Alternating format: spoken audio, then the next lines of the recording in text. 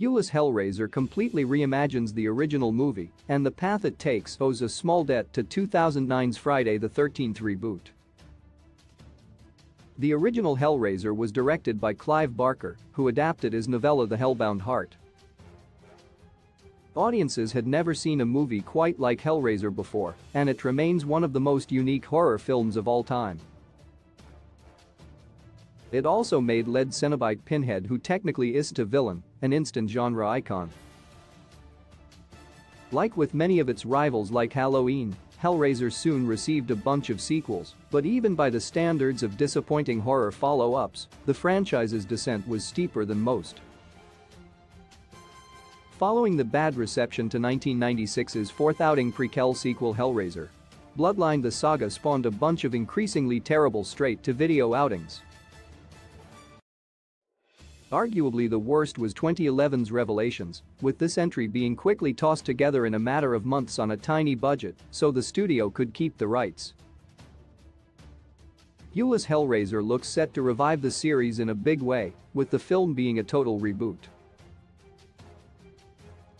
Instead of being a straight remake, the new Hellraiser instead sees a woman named Riley searching for her missing brother, which is tied to a puzzle box that summons a group of demons called the Cenobites.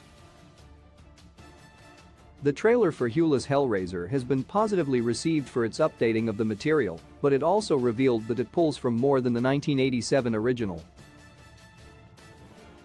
Hulu's Hellraiser is loosely remaking the first few movies. If anything, it appears the new entry will mainly draw from 1988's Hellbound. Hellraiser 2. Solving the box sees the movie's protagonists trapped in the labyrinth, aka Hell, which is ruled over by the Cenobites' god Leviathan.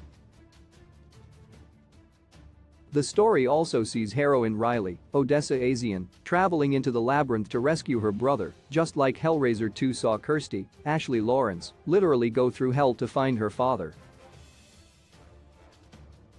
The character of Mr. Voight, Goran Visenji, appears to be an analog for the original film's Frank. Voight is a billionaire who, like Frank, is never satisfied with life, and his hunger for new experiences leads him to the lament configuration. Like Frank, he comes to regret it.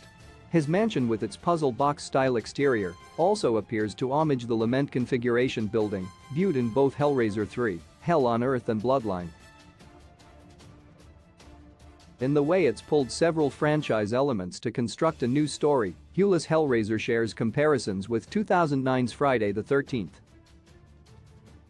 The latter film played like a remix of Friday the 13th's greatest hits, featuring, briefly, Jason's mother Pamela and both versions of his mask from the second and third movies. The central story of a brother looking for his missing sister drew from the fourth entry, while its sleeping bag scene even referenced Friday the 13th Part by The New Blood. In this way, the Friday the 13th remake played like a love letter to the entire series. A straight remake of the original which didn't feature Jason as the killer would have been unsatisfying, so the 2009 reboot's take on the material was a smart approach.